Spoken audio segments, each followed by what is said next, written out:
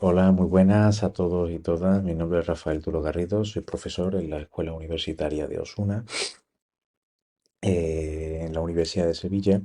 Me gustaría comenzar agradeciendo a la organización del Congreso que haya tenido a bien invitarme al mismo y considerar que podía realizar alguna propuesta de interés en el ámbito de la innovación docente. Por tanto, muchísimas gracias.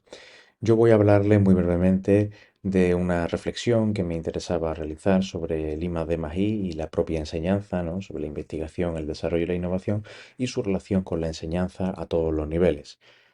Concretamente, me gustaría centrarme en el uso de recursos y materiales innovadores que son elaborados, que son creados por los grupos y los proyectos de investigación en la Universidad de Sevilla y hasta qué punto eso se aplica en el aula o se puede aplicar en el aula. Debido a ello,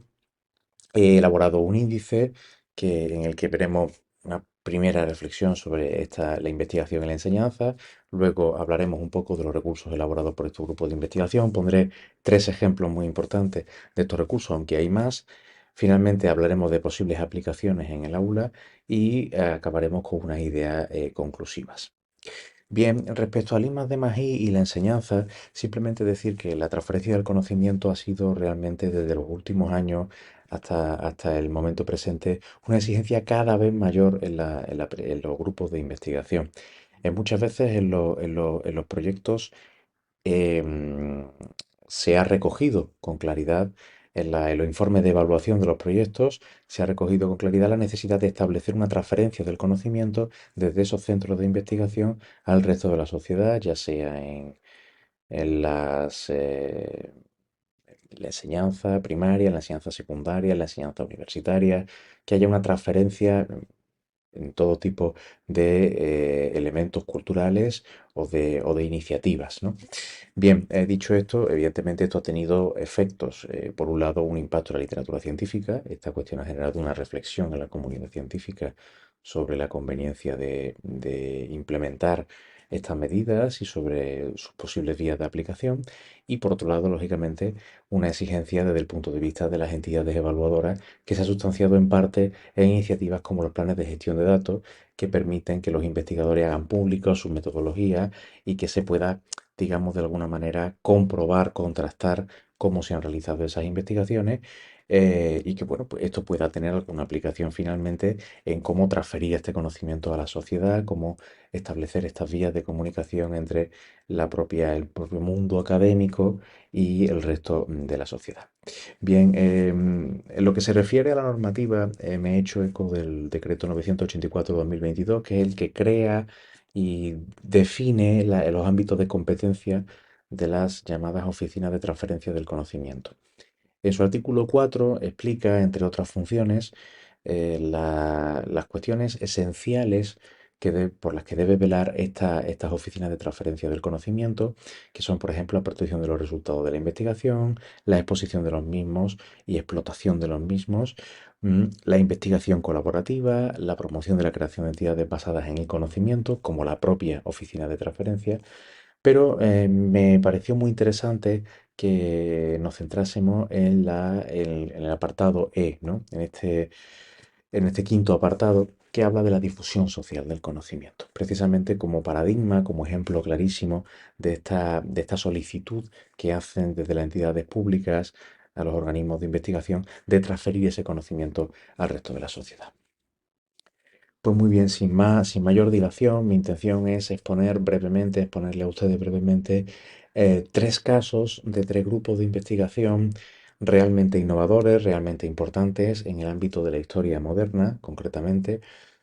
que siguen estos preceptos, siguen estas ideas y han desarrollado iniciativas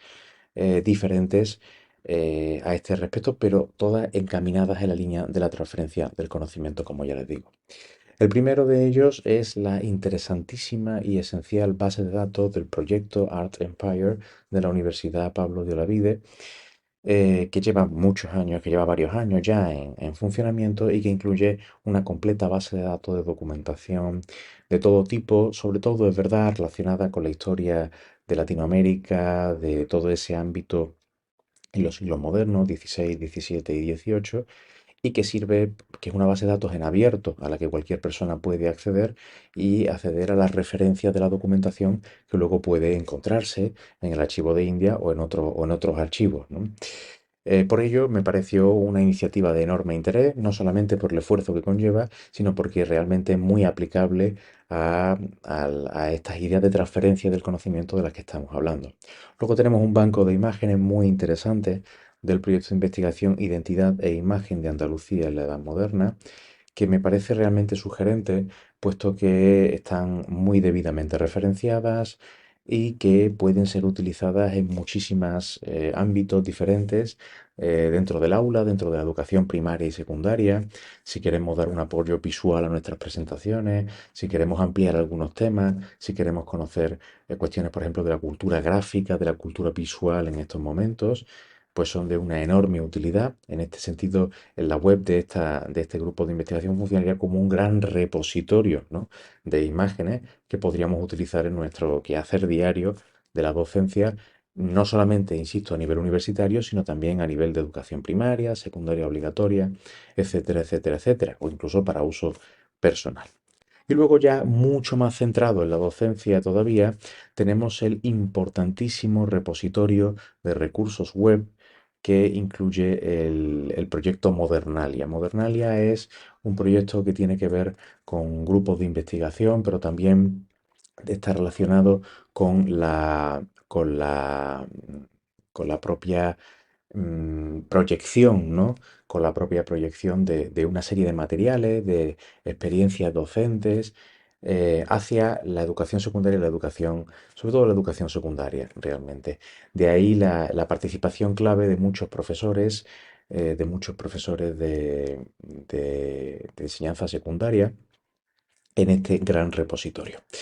¿Por qué digo esto? Bueno, porque realmente la cuestión aquí es que este repositorio no solo incluye imágenes, no solo incluye textos con los que es posible trabajar en el aula, sino que ya están incluyendo unidades didácticas, tanto para diferentes etapas educativas, lo cual evidentemente constituye una ayuda realmente esencial al docente, puesto que le ofrece no ya multitud de recursos que luego él o ella puede aplicar, sino que le ofrece ya esquemas de unidades que se pueden aplicar a sus programaciones o a sus propios desarrollos de su unidad didáctica o situaciones de aprendizaje, lógicamente con los cambios necesarios, pero como guía es realmente una guía de extrema, de suma utilidad. Bien, ¿qué posibles aplicaciones en el aula nos ofrecen estos recursos? Muy sencillo. La gran ventaja de estos recursos, en primer lugar, es que se pueden adecuar a todos los niveles educativos, como hemos dicho, desde la primaria hasta la universidad. Luego hemos visto, y lo veremos en la publicación final,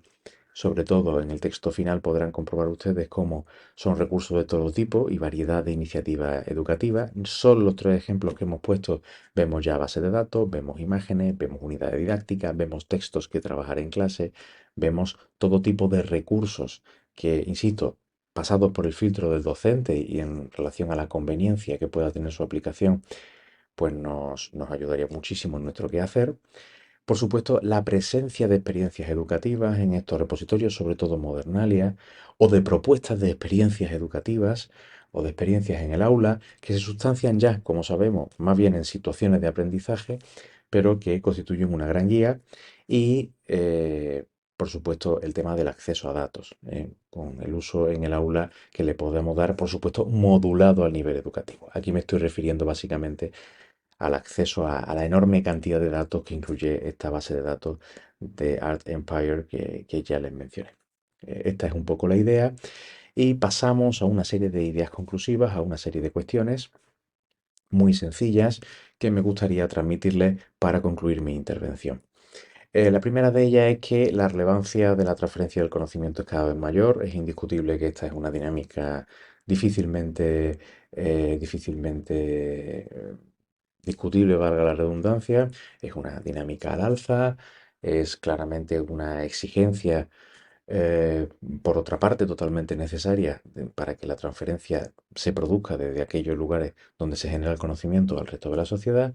Evidentemente, esta circunstancia es favorable al mundo educativo, puesto que va a favorecer que cada vez haya más recursos fuera, no fuera dentro de la universidad, pero también fuera de la universidad para acceder a la sociedad y esto puede ser aprovechado por los docentes en forma de materiales, de proyectos, etcétera. Los grupos y proyectos de investigación además cada vez son más numerosos, se solicitan muchísimos grupos, muchísimos proyectos y lógicamente esto va a redundar en beneficio de todo esto porque ya, insisto, la exigencia de la transferencia es universal a todos los proyectos y por tanto esto va a hacer que en un plazo de 10, 15 años tengamos muchísimos más materiales por la cantidad de proyectos, muchos de ellos duran 2, 3 años y evidentemente si cada ese periodo de tiempo se están subiendo recursos a los repositorios educativos, pueden imaginar ustedes los resultados que eso va a dar. También quería incidir sobre una idea muy importante que es, por tanto, la importancia de la transferencia y de la permanencia del conocimiento, que es un concepto que debemos trabajar, puesto que los conocimientos ya no solo son generados en el ámbito de estos grupos de investigación, sino que con estas iniciativas permanecen de alguna manera en el resto de la sociedad. Evidentemente, no solo a través de publicaciones especializadas en revistas muy concretas de su ámbito específico de acción, sino que también son conocimientos que van a quedar en la sociedad, que van a quedar en estos repositorios, que van a quedar en la web y que van a permanecer, por así decirlo, en manos de los agentes sociales que podrán gestionarlo de la manera más eficiente posible. Por tanto, ese conocimiento permanece realmente en manos de la sociedad, que al final es la que en buena parte está favoreciendo que se genere ese conocimiento, al menos desde las iniciativas públicas. Por tanto, se puede concluir que todo esto es sobre todo, aunque no únicamente, pero sobre todo, una iniciativa clave para la evaluación de los proyectos y los grupos de investigación que, como ya digo, cada vez van a ir a tender más en esta dirección, en esta dinámica. Por tanto, y a nivel personal, les transmito y les animo a la necesidad, a la conveniencia de aprovechar estas circunstancias para todo lo relativo con la docencia y para establecer un sano y constructivo diálogo entre la universidad y el resto de instituciones educativas para enriquecer la docencia. Muchísimas gracias por su atención.